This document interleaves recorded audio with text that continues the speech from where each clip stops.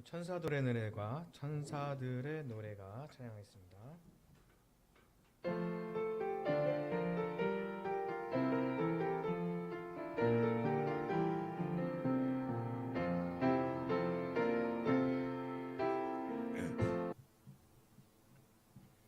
오늘 보신 하나님 말씀은 누가복음 2장 1절에서 14절 말씀입니다.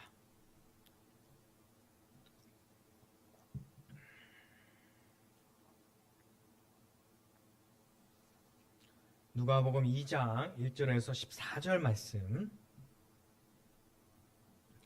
저와 여러분이 한 절씩 교독하겠습니다. 그때의 가이사 아우구스도가 영을 내려 천하로 다 호적하라 하였으니 모든 사람이 호적하러 각각 고향으로 돌아가매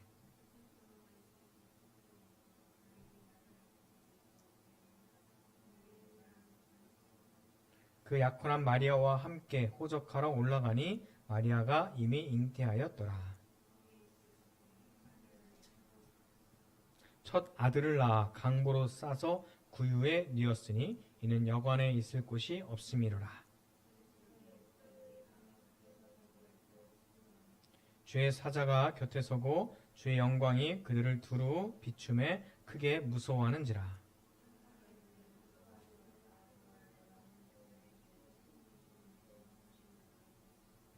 오늘 다윗의 동네에 너희를 위하여 구주가 나셨으니 곧 그리스도 주시니라.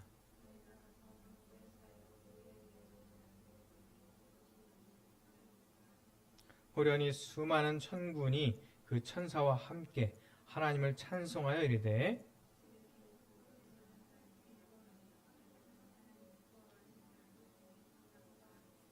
아멘. 할렐루야. 주의 이름으로 사랑하고 축복합니다. 이 시간 지극히 높은 곳에서는 하나님께 영광, 또 하나님께 기뻐하심을 입은 자들 중에는 평화가 임하기를 주의 이름으로 축원합니다. 어제 저녁에는요, 정말 밖에 나가기 싫었어요. 그 얘기는 정말 일을 가기 싫더라고요. 5집을 수업을 해야 되는데 마지막 집만 가족끼리 시간을 보내야 되니까 선생님 오늘은 교재만 전달해 주세요. 그렇게 연락이 미리 왔어요. 참 매너 있고 좋은 집이죠. 다른 집들은 계속 연락이 안 왔습니다. 오후가 되고 시간이 점점 가까워오는데도 아무 연락이 안 오더라고요. 구문교사들이 사무실에서 오후가 되면 서로 가장 많이 하는 말들이 있어요. 수업 가기 싫다. 수업 가기 싫다. 누가 대신 가면 안 되나?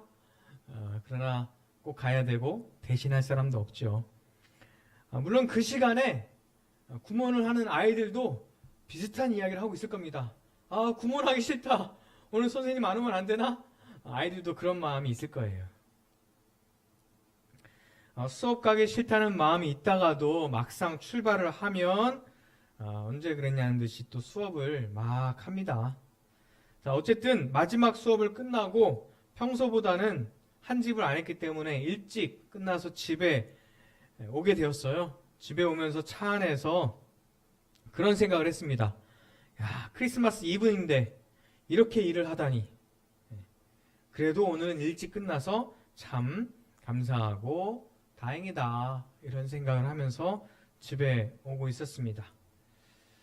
나뿐만 아니라 일반 성도님들 크리스마스 이브 때 평범한 일상, 직장에서 크리스마스 이브니까 일찍 가라, 그런 직장 별로 없을 거예요. 똑같이 평일이기 때문에 똑같이 일을 하고 똑같이 직장 일을 하고 똑같이 영업을 하고 성탄절 행사를 하러 부랴부랴 오는 성도님들이 많이 있었을 겁니다.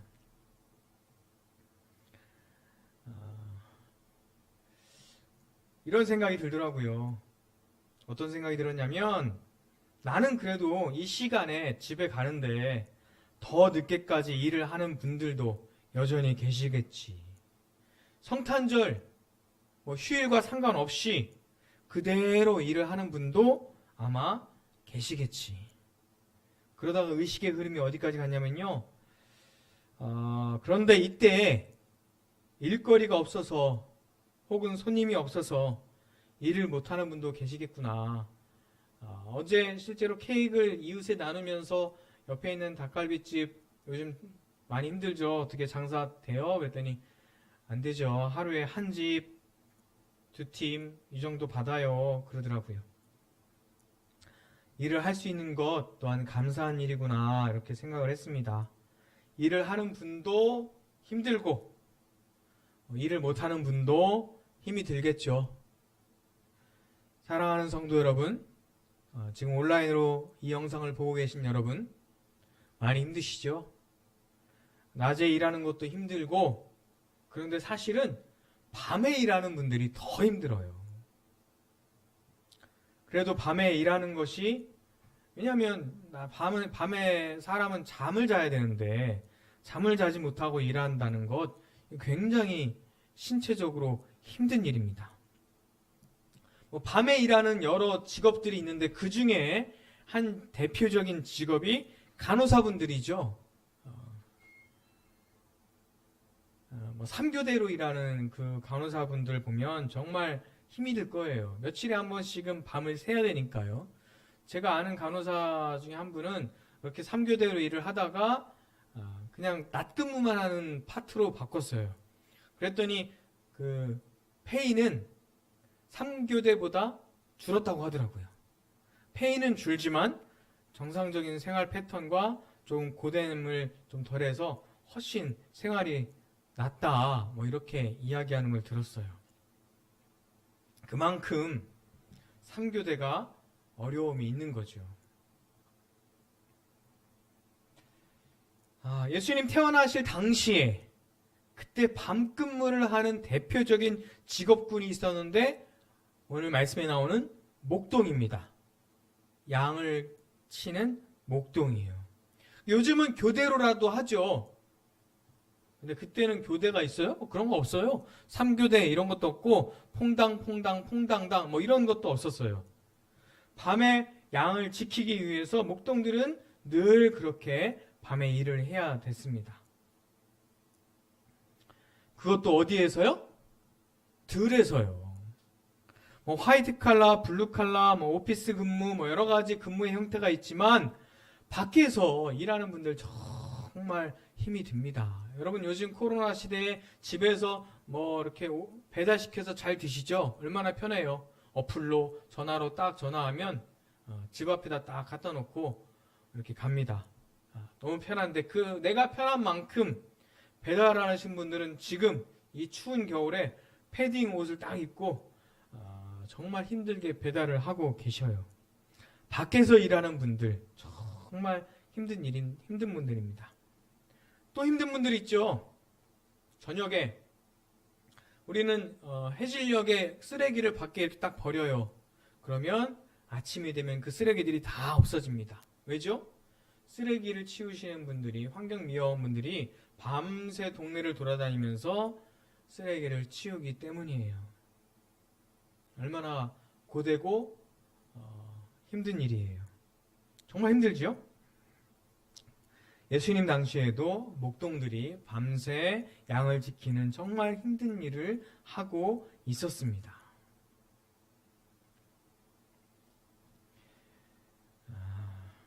한 생명의 탄생의 소식을 천사들이 누구에게 전해졌냐면 밤에 일하는 들에서 일하는 이 목동들에게 전해 주었어요. 아기의 탄생 소식은 정말 기쁜 일이에요. 나랑 상관 있는 사람의 아기가 태어났다는 것 정말 기쁜 일이죠. 그런데 나와 상관없는 사람의 아기도 그냥 아기의 사진을 보면 기분이 좋아지잖아요. 페이스북이나 인스타에서 가장 인기가 많은 피드 중에 하나가 아기 사진이에요. 아기 사진이 있으면 그만큼 좋아요도 많이 생기고 팔로워도 많이 생긴다고 하죠. 아기 사진을 보면 사람들이 기분이 좋아지는 것 같아요. 그런데 그냥 아기도 아니고요. 온 세상을 구원하실 구세주, 그 예수님, 그 아기 예수님이 탄생하신다는 소식, 얼마나 기쁜 소식이에요. 그 기쁜 소식을 지금 밤에 들에서 일을 하고 있는 목동들에게 천사들이 전해주고 있습니다. 아기 예수님의 탄생 전해주는 누가의 이야기는 세 부분으로 나눌 수 있어요. 1절부터 7절 탄생 그 자체의 이야기고요. 8절부터 14절은 목동에게 전해지는 소식입니다. 15절부터 20절은 그 전해 들은 목동이 베들레헴으로 달려가서 방문하고 예배하는 장면입니다. 자, 이 목동들은 어떤 사람들입니까? 정말 평범하다 못해 평범 이하의 사람들이에요. 그 사람들에게 지금 예수님의 탄생의 소식이 전해집니다.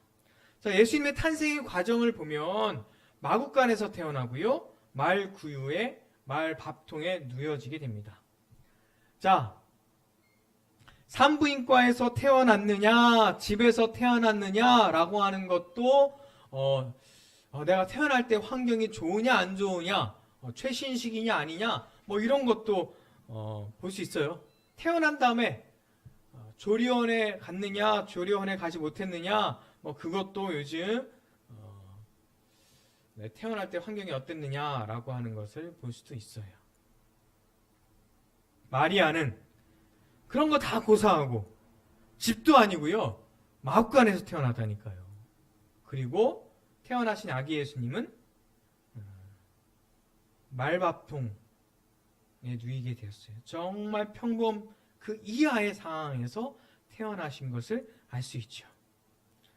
왜냐하면 그래야 모든 사람에게 기쁜 소식이 될 수 있기 때문이에요.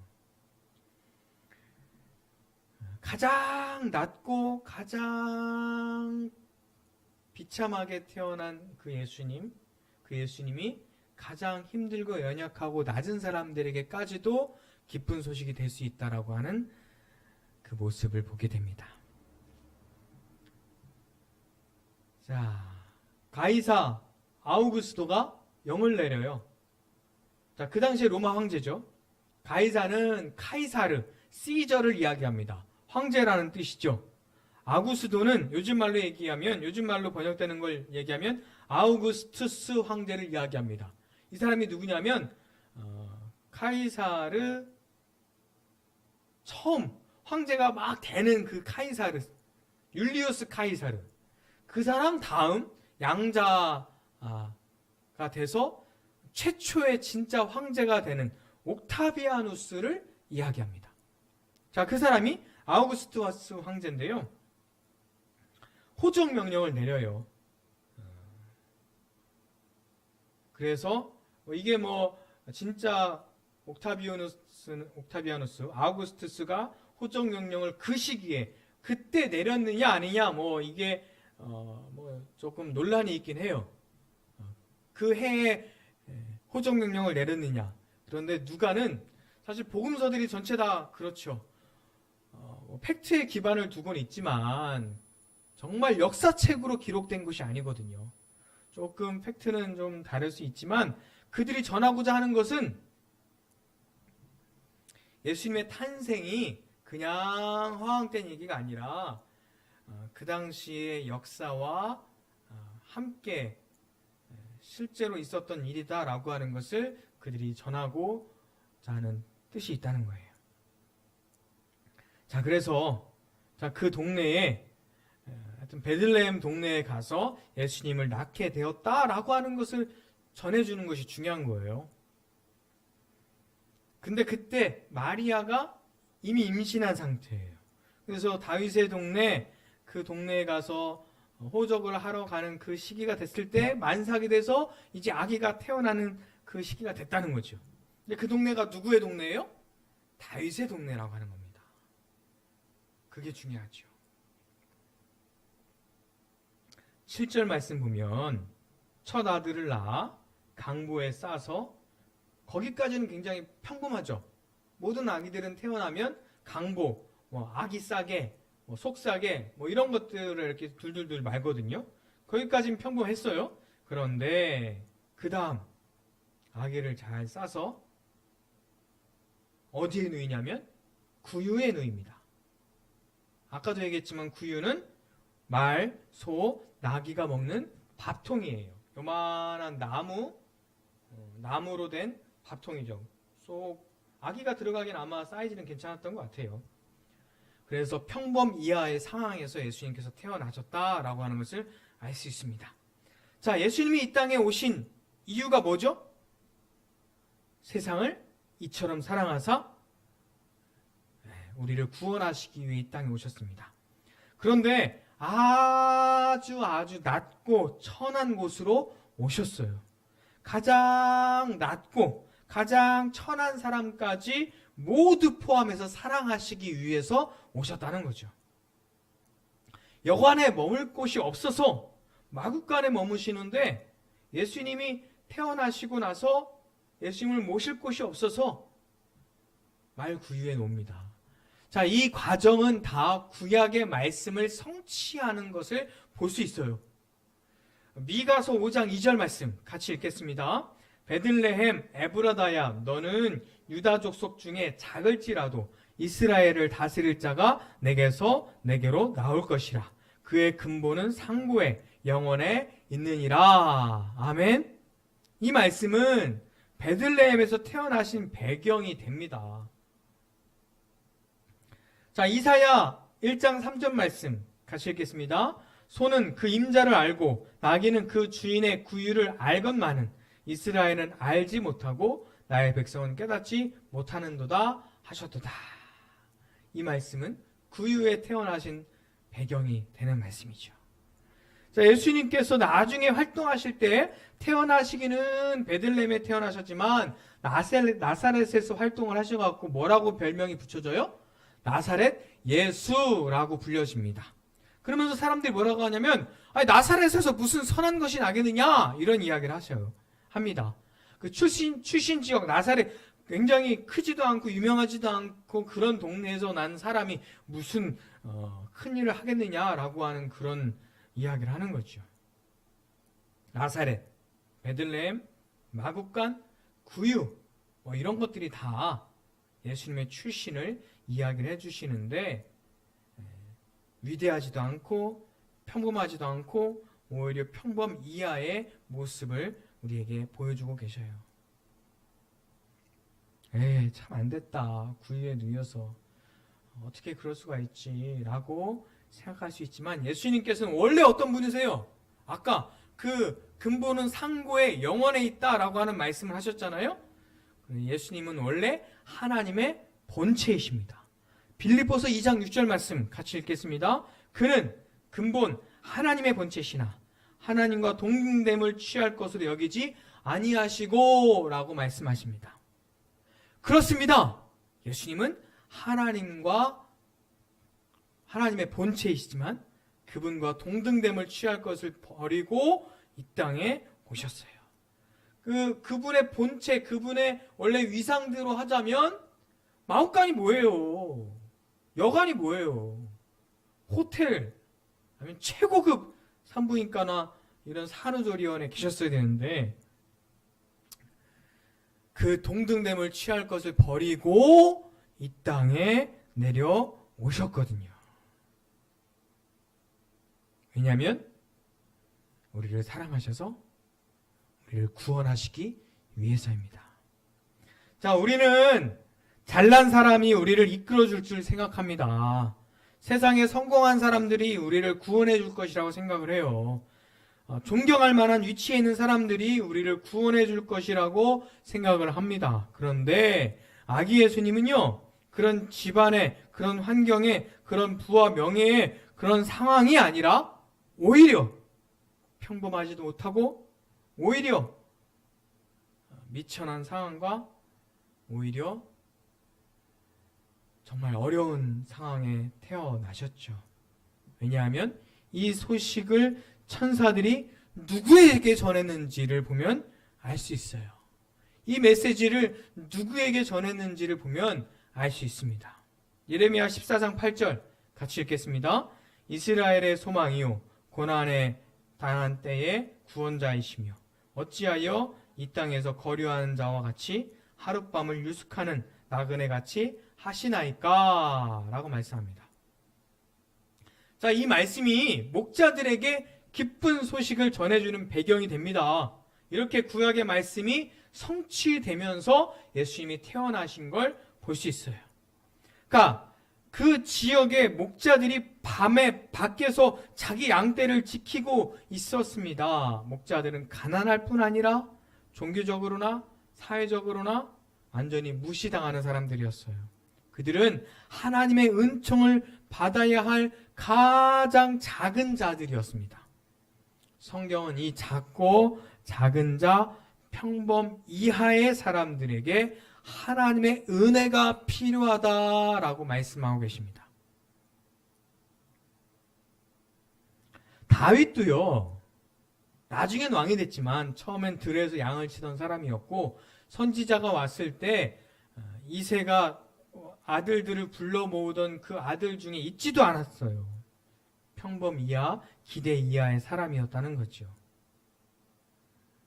천사들이 그들에게 나타나 전하는 소식은 이렇습니다.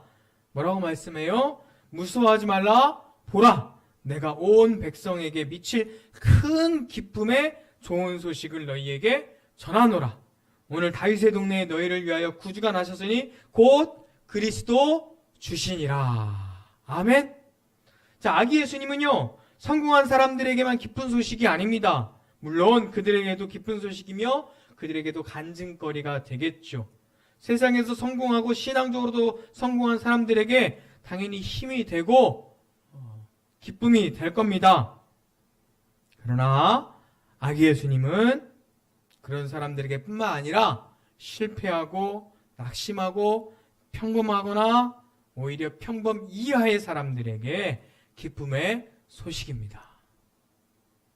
아기 예수님의 소식은 작은 기쁨이 아니라요, 큰 기쁨이에요. 좋은 소식이죠. 그분이 바로 우리 구주이시며 우리의 그리스도이십니다. 구유에 나신 아기, 이것이 표적이라고 하세요. 자, 구유에 나신 아기를 보면 알 수 있다는 거죠. 나를 위해 오셨구나. 나 같은 사람을 위해 오셨구나. 나같이 작고 힘이 없는 사람을 위해서 오셨구나. 나 같은 죄인을 위해서 오셨구나. 나 같은 아주 작은 사람을 위해서 오셨구나. 나 같은 평범 이하의 사람을 위해서 오셨구나 라고 알 수 있다는 겁니다. 자, 마지막에 천사들이 하는 찬양은 아기 예수님의 탄생을 기뻐하며 정말 우리가 받아들여야 될 중요한 핵심의 메시지예요. 14절 같이 읽겠습니다. 지극히 높은 곳에서는 하나님께 영광이요, 땅에서는 하나님이 기뻐하신 사람들 중에 평화로다 하니라 라고 말씀합니다. 자, 하나님께 영광, 당연한 말 같지만 성탄절이나 성탄절 발표회 때 보면 하나님께 당연히 받으셔야 될 그 영광을 하나님께 돌리지 아니하고 내가 받거나 내 귀여운 자식이 받는 경우가 얼마나 많이 있습니까? 이번 성탄절에는 코로나 때문에 그런 행사들이 많이 없어졌겠죠. 오늘 아침에 어느 큰 교회 유튜브를 잠깐 들어가게 됐는데요, 깜짝 놀랐어요. 막 아이들이, 유치부 아이들이 강단에서 모여가지고 막 마스크도 안 쓰고 다 찬양하면서 발표하고 막 앞에 성도들은 다 모여가지고 막 박수 치면서 좋아하고 마스크 하나도 안 쓰고 막 그러고 있는 거예요. 그래서 아니, 이 교회가 왜 이러지? 이 목사님 그러실 분이 아닌데 왜 그러지? 그러고 있었는데 조금 있다 화면이 싹 전환이 되면서 스튜디오에 4명이 모여서 우리가 옛날에 저랬었네요 그러면서 예전에 있었던 그 발표 영상들을 보면서 그것을 회상하고 또 이어서 그들이 토크를 이어가는 그런 영상이었더라고요. 오해할 뻔했어요. 그것만 보고 나왔으면. 지금 이 시간 많은 교회들이 온라인으로 비대면으로 예배를 하고 있을 거라 생각이 됩니다. 교회가 이때 정말 코로나를 퍼뜨리는 은상이 안 됐으면 좋겠어요. 하여튼 자, 그런 성탄절 행사와 예배와 그런 이벤트 때 예수님의 영광은 온데간데 없고 내 아이 이쁘고 귀엽고 막 그러니까 뭐 사진 찍고 행사 진행은 상관도 없어요. 그냥 내 아이 사진 찍는 것만 급하고 너무 좋아, 너무 이뻐, 막 그러고 있죠.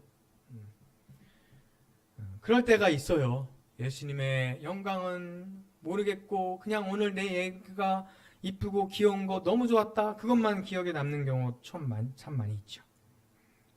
하나님의 영광이 아니고 내 자식의 영광.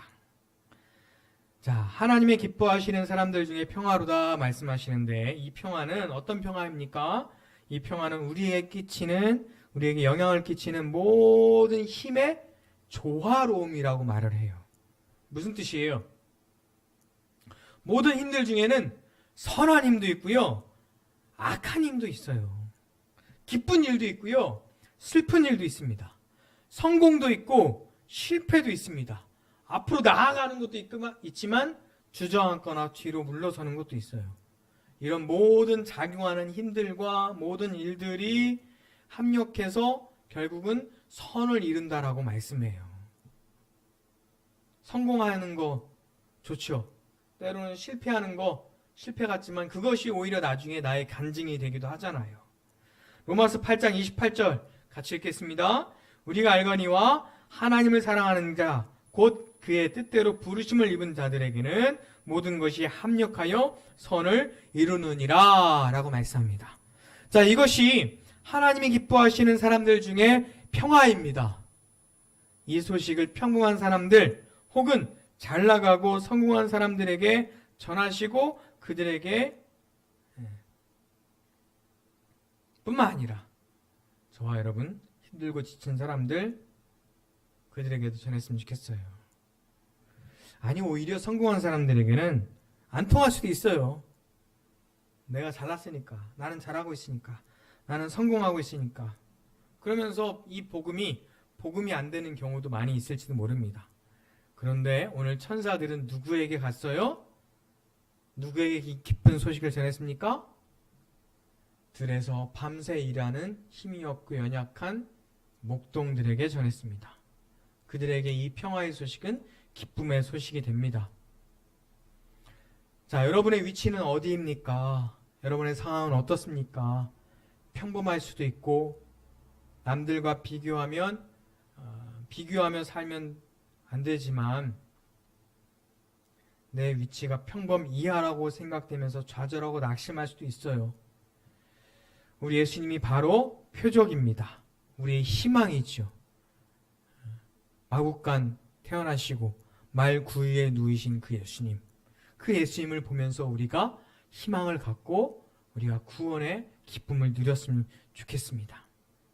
이 말씀을 듣는 여러분에게 마국간 구유에 태어나신 평범 이하로 오신 그 예수님의 기쁨의 소식이 전해지셨으면 좋겠고, 그 기쁨의 소식을 또한 다른 사람들에게 전하고 예수님을 경배하며 하나님께 영광을 돌리고 이 소식을 듣는 모든 사람들에게 하나님의 평화가 임하기를 주의 이름으로 축원합니다.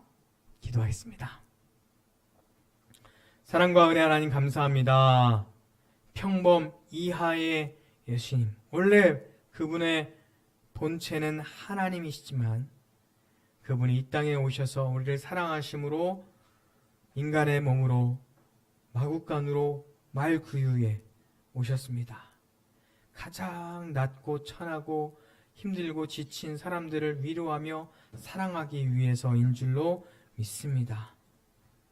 우리가 그 예수님을 보며 영광을 돌리는 사람이 되게 하시고 하나님께 영광을 돌리는 사람이 되게 하시고 우리 가운데 또한 평화를 이루며 기쁨의 소식을 전하는 사람이 되게 하여 주시옵소서. 아기 예수님의 탄생이 우리 가운데 평화와 기쁨이 되게 하여 주시옵소서. 예수님의 이름으로 기도합니다. 아멘. 천사들의 노래가 찬양하겠습니다.